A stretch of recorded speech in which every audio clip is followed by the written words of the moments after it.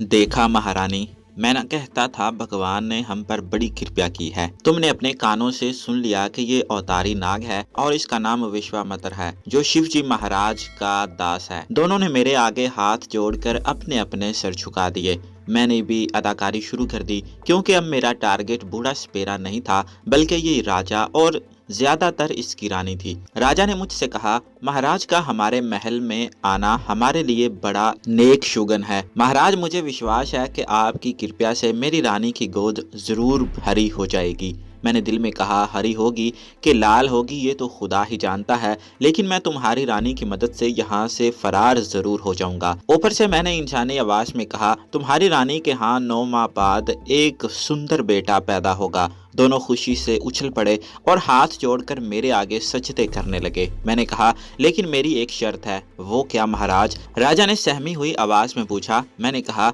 रानी को मेरा हर हुक्म मानना पड़ेगा। अगर इसने मेरा कोई हुक्म न माना तो फिर ये बांझ की बांझ ही रहेगी। रानी ने मेरे आगे सर झुका दिया, बोली, महाराज आप जो हुक्म करे मैं वही करूंगी। मैं तो आपकी दासी हूँ, बस मुझे एक बेटा दे दीजिए। हमारा हुक्म मानोगी तो बेटा जरूर तुम्हें मिलेगा। मुझे ये इल्म नहीं था कि रानी मेरे साथ क्या करने वाली थी या मुझे रानी के साथ क्या करना था। ये सब कुछ शाही महल के जोशियों ने राजा और इसकी रानी को समझा दिया हुआ था। राजा ने कहा, महाराज मैं जानता हूँ। इसने सर झुकाकर मुझे माथा टेका और उल्टे कदमों कमरे से निकल गया।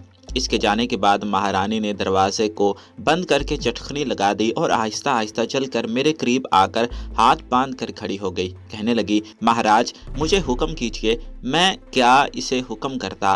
पहले तो मैं ये मालूम करना चाहता था कि शाही महल के जोशियों ने इसे क्या हदायत दे रखी हैं, लेकिन मेरी तवज्जो का मरकज मेरी गर्दन में बंधा हुआ काला धागा था। मुझे यकीन था कि अगर मेरी गर्दन से ये काला धागा उतार दिया गया तो मेरी तवानाई बहाल हो जाएगी और मैं रानी को डस कर बेहोश कर दूंगा और बड़े आराम से महल से बाहर निकल जाऊंगा और किसी न किसी तरह भोपाल पहुंचने की कोशिश करूंगा। मैंने कहा, रानी मेरी गर्दन में जो धागा बंधा हुआ है वो उतार कर फेंक दो। ये सुनना था कि रानी का चेहरा मारे खौफ के जर्द हो गया। जिस मेज पर मैं बैठा था इसके आगे सजदे में गिर पड़ी और इल्तिजाएं करने लगी। महाराज मुझे ऐसा हुक्म ना दें, मुझे ऐसा हुक्म ना दें। मैंने ताज्जुब से पूछा, क्यों, इसमें डरने की कौन सी बात है? तब रानी ने सहमी हुई आवाज में मुझे बताया कि शिव जी मंदिर के बड़े ज्योतिषी पुजारी ने राजा को रानी की कुंडली देखकर बताया था कि रानी के यहाँ सिर्फ एक सूरत में बेटा पैदा हो सकता है कि कहीं से शिवजी महाराज का अवतारी नाग लाया जाए।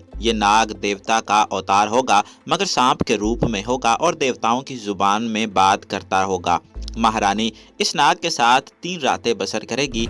इसके 9 महीने बाद रानी को भगवान चांद जैसा बेटा देगा, लेकिन इसकी एक शर्त होगी, जो सपेरा अवतारी नाग पकड़ कर लाएगा वो इसकी गर्दन में नारमती का काला धागा जरूर बांध देगा। ये काला धागा किसी हालत में भी नाग के गले से नहीं उतारा जाएगा। अवतारी नाग रानी को मजबूर भी करे तो वो इसे नहीं उतारेगी। अगर इसने काला धागा नाग की गर्दन से उतार दिया जो फिर रानी के यहाँ कभी औलाद नहीं पैदा होगी और वो बांझ की बांझ ही रहेगी और अगले जन्म में लूंबड़ी की शक्ल में पैदा होगी। जब मैंने ये सुना तो सोच में पड़ गया कि अब क्या करना चाहिए। मेरे इख्तियार में नहीं था कि मैं फौरन अपनी गर्दन से सपेरे का बांधा हुआ काला धागा उतार दूं। ये अब मुझे यकीन हो गया था कि इस काले धागे ने ही मुझे मंत्रों के तिलिस्म में बांध रखा है। अगर किसी तरह इसे मेरी गर्दन से अलग कर दिया जाए तो मेरी ताकत मुझे वापस मिल सकती है और मैं फरार होने में कामयाब हो सकता हूँ। दूसरी सूरत में मैं कुछ नहीं कर सकता था। मैं बोल जरूर सकता था, सुन जरूर सकता था, लेकिन ज्यादा दूर तक रेंग नहीं सकता था।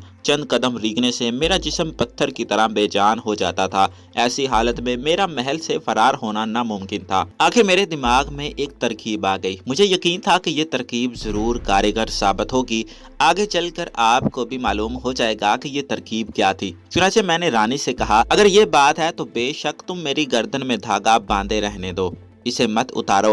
रानी बड़ी खुश हुई, कहने लगी, महाराज आपने मुझे खुश कर दिया है। मैं आपकी धन्यवादी हूँ। मैं भगवान के सामने आपको वचन देती हूँ कि अगरचे आप मर्द के रूप में नहीं हैं, लेकिन मैं औरत के रूप में जरूर हूँ। मैं आपको इस तरह प्यार करूंगी जैसे एक पत्नी अपने पति से करती है। मैं दिल में खुश हुआ क्योंकि मैंने जो तरकीब सोची थी और जो मंसूबा बनाया था ये अपने आप इसी तरफ आ रही थी। मैंने कहा, अगर तुम ऐसा करोगी तो विश्वास रखो भगवान तुम्हें चांद सा बेटा जरूर देगा। रानी ने बेइख्तियार होकर मुझे हथेलियों में उठा लिया और मुझे अपने सीने से लगा लिया। इसके लिबास और जिस्म से यूरोप और अमेरिका के परफ्यूम की खुशबुएं आ रही थी। रानी ने मुझे उठाया और अपने नर्म रेशमी बिस्तर पर ले जाकर बिठा दिया और बोली, महाराज आप मेरे लिए काम देवता समान हैं।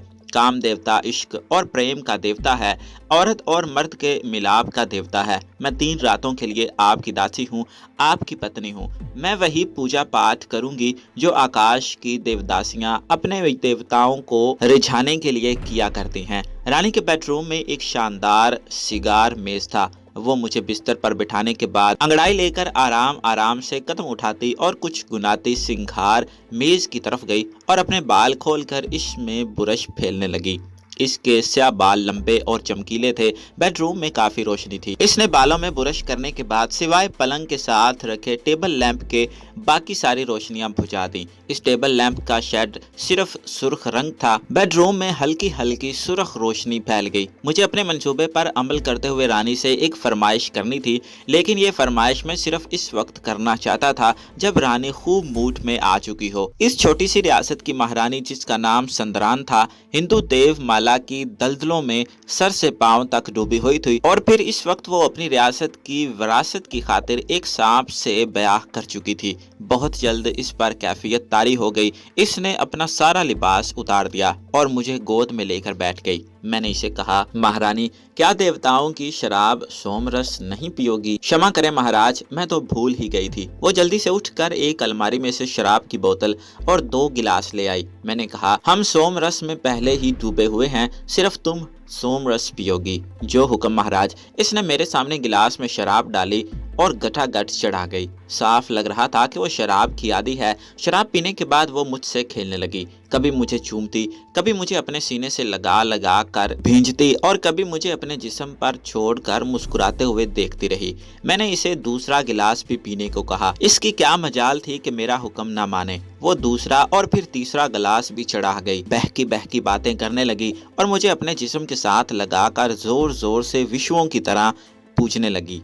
यही वो वक्त था जिसका मैं इंतजार कर रहा था। मैंने इसे कहा, रानी क्या तुम नहीं चाहती कि इस वक्त मैं एक मर्द की शक्ल में तुम्हारे सामने आऊं और तुम्हें एक मर्द की तरह प्यार करूं? रानी नशे में झूमते हुए बोली, महाराज मुझ पर कृपा करें और मर्द बनकर मुझे अपने साथ लगा लें। मैंने कहा, मैं मर्द की शक्ल में सिर्फ इसी वक्त वापस आ सकता हूँ जब मेरी गर्दन में बंधा हुआ ये धागा उतार दोगी। इसे मेरी गर्दन से उतार दो, फिर देखना मैं तुम्हें किस तरह प्यार करता हूँ। रानी अपने होशो हवास में नहीं थी। वो ये भूल गई थी कि इसे मंदिर के ज्योतिषी ने मेरी गर्दन का धागा उतारने से मना कर रखा है। इसने नशे में कहा, महाराज जी ये कौन सी मुश्किल बात है? ये कहकर इसने मेरी गर्दन में बंधा हुआ काला धागा उतार दिया। काला धागा उतरते ही मुझे अपने जिस्म में खून की गर्दिश तेज होती महसूस हुई। हालांकि सांप का खून सर्द होता है और इसकी गर्दिश भी बहुत ही सुस्त होती है, लेकिन मेरे अंदर जैसे एकदम गर्मी आ गई और मेरी खोई हुई तवानाई बहाल हो गई। मैं अपने जिस्म को भी तेजी से हरकत दे सकता था। मैंने अपना फन भी बड़ी आसानी से खोल लिया। रानी मेरी तरफ गौर से देख रही थी। जब मैं आदमी की शक्ल इख्तियार न कर सका तो वो बोली, महाराज आप अभी तक नाग ही हैं, मर्द के रूप में क्यों नहीं आए? मैं इसे कहने लगा कि अभी कुछ वक्त लगेगा, लेकिन मेरा दिल बैठ सा गया। मेरे गले से इंसानी आवाज नहीं निकल रही थी। मैंने 2-3 बार अपनी मर्दाना आवाज में बोलने की कोशिश की, लेकिन मेरी आवाज जैसे मुझसे जुदा हो गई थी। मैं इंसानी आवाज में बिल्कुल ना बोल सका। मैं परेशान हो गया। मैं रानी को क्या कहता? वो मुझे उठाकर अपने साथ लगा रही थी और कह रही थी, मेरे देवता जल्दी से मर्द बनकर मेरे सामने आ जाओ। बस सिर्फ एक बार थोड़ी देर के लिए मर्द बन जाओ। मैं सख्त परेशान था। मुझे ये गम सा लगा हुआ था कि धागा उतारने के बाद शायद अब मैं ना तो कभी इंसानी शक्ल में वापस आ सकूंगा और ना सांप के रूप में कभी इंसानी आवाज में बोल सकूंगा। मैं रानी को ये भी नहीं कहना चाहता था कि वो काला धागा मेरी गर्दन में दोबारा बांध दे, क्योंकि धागा बांधने से मेरे जिस्म की सारी तवानाई खत्म हो जाती और मैं वहां से फरार नहीं हो सकता था। इस तरह कम से कम मेरी तवानाई तो बहाल हो गई थी और मैं वहां से फरार हो सकता था। मेरे दिल की आवाज ने मुझसे कहा, करमदाद अल्लाह का नाम लेकर इस गुनाह की दुनिया से भाग जाओ, आगे अल्लाह मालिक है, वो तुम्हें इस अजाब से भी निजात दिला देगा। मैंने रानी के सीने से लगे लगे जल्दी से अपना मुंह पीछे हटाया, फन खोल कर गरजदार फनकार मारी। रानी तो डर कर पीछे गिर पड़ी। मैं उछलकर इस गुनाह के बिस्तर से नीचे आ गया। दरवाजा बंद था। मैं रानी को इंसानी आवाज में ये भी नहीं कह सकता था कि वो दरवाजा खोल दे। दरवाजे में किसी किस्म के सुराख या दर्ज का सवाल ही पैदा नहीं होता था। ये किसी गैराज का दरवाजा नहीं था, एक रियासत की महारानी के बेडरूम का बड़ा कीमती लकड़ी का दरवाजा था। मैं बेडरूम की दीवार के साथ साथ चक्कर लगाने लगा। रानी घबरा गई थी। वो हाथ बांधकर बिस्तर पर बैठ गई और मुझसे माफिया मांगने लगी। महाराज, मुझसे कोई भूल हो गई है तो मुझे क्षमा कर दें, मेरी गलती माफ कर दें, मुझे अब इससे कोई गरज नहीं थी। मैं इस बेडरूम से बाहर निकलने का रास्ता तलाश कर रहा था। आखिर मुझे एक रास्ता मिल गया। इस बेडरूम का एक दूसरा दरवाजा भी था। इस दरवाजे के नीचे कालीन जरा सा पीछे हटा हुआ था और वहाँ दूसरी तरफ से हल्की हल्की रोशनी अंदर आ रही थी। मैं वहाँ से दूसरी तरफ निकल गया। दूसरी तरफ लकड़ी की सीढ़ियाँ ऊपर जाती थी। ये बेडरूम का अकबी और हंगामी दरवाजा मालूम होता था। वहाँ ऊपर एक जलते हुए बल्ब की रोशनी थी। मैं सीढ़ियों पर से रेंगता हुआ ऊपर चला गया। ऊपर एक बंद कॉरिडोर या राहदारी थी। ये राहदारी एक सुरंग की तरह थी, मगर इसमें रोशनी हो रही थी। मैं इसमें से तेजी से रेंगता हुआ आगे निकल गया। आगे एक छोटा सा सुलाखदार दरवाजा था। मैं इसमें से भी गुजर गया। अब मेरे सामने एक और सीढ़ियाँ थी जो ऊपर को जा रही थी। मैं सीढ़ियाँ चढ़ता गया। ये सीढ़ियाँ महल की छत पर जाती थी। मैं छत पर आया तो देखा कि आसमान पर कहीं बादल थे और कहीं तारे झिलमिला रहे थे। मैं छत पर से होता हुआ इसकी मींट पर आ गया और दूसरी तरफ झांक कर देखा। दूसरी तरफ नीचे महल का एक बाग था। मैं दीवार से उतरकर बाग में आ गया। मुझे अगर इस बात की खुशी थी कि मैं बूढ़े सपेरे की कैद से आजाद हो गया हूँ, तो इस बात का गम भी लग चुका था कि मैं इंसानी आवाज में बोल नहीं सकता था। कुछ मालूम नहीं था कि मेरी इंसानी आवाज आर्जी तौर पर बंद हुई थी या हमेशा के लिए मैं इंसानी आवाज से महरूम हो गया था। इन्हीं परेशान ख्यालात में उलझा हुआ मैं महल के बाग में से निकलकर इसकी ऊंची दीवार के पास आ गया। एक शाम के लिए ऊंची दीवार की कोई हैसियत नहीं होती। चुनाचे मैं दीवार पर से होता हुआ दूसरी तरफ आ गया जहां एक नदी बह रही थी। मैं महल से बाहर आ चुका था। मालूम नहीं ये कौन सी जगह थी, कौन सी रियासत थी और कौन से बड़े शहर से कितनी दूर थी। शाही महल पर भी खामोशी छाई हुई थी और महल के चारों तरफ खेतों और दूर दूर तक फैले दरख्तों के झुंडों पर भी सन्नाटा तारी था। मैंने एक जगह रुककर चारों तरफ मुंह करके फिजा को सूंघा। मुझे किसी तरफ से भी जमीला या अपने दोस्त कमांडो मंजिर खालिद की बू नहीं आ रही थी। इसका मतलब था कि मैं इन लोगों से बहुत दूर आ गया हुआ हूँ। मैंने आसमान की तरफ देखा। बादल काफी छट गए थे, तारे नजर आ रहे थे। मैंने तारों के हिसाब से मगरब की तरफ चलना शुरू कर दिया, क्योंकि मेरे इस वक्त के कयास के मुताबिक भोपाल मगरब की शम्मत वाक़े था और मुझे भोपाल ही जाना था। अगरचे मुझे रात के अंधेरे में नजर आ रहा था, लेकिन दिन की रोशनी में मैं शम्मत का ज्यादा ख्याल रख सकता था। मैंने यही सोचा कि रातों रात इस दोज़खी महल और अय्यार सपेरों की बस्ती से जितनी दूर निकल सकता हूँ निकल जाऊं। जब सूरज निकलेगा तो इसकी रोशनी मेरी बेहतर तरीके से रहनुमाई कर सकेगी। मैं रेंगता हुआ चला जा रहा था। खेतों में से गुजर गया, फिर दरख्तों के झुंड भी अबूर कर लिए। खुदा का शुक्र है कि मेरी तवानाई बहाल हो चुकी थी। गो मैं इंसानी आवाज में बात नहीं कर सकता था। मैंने चलते चलते दो एक बार अपने आप से बात करने की कोशिश भी की, लेकिन मेरे हलक से इंसानी आवाज न निकल सकी।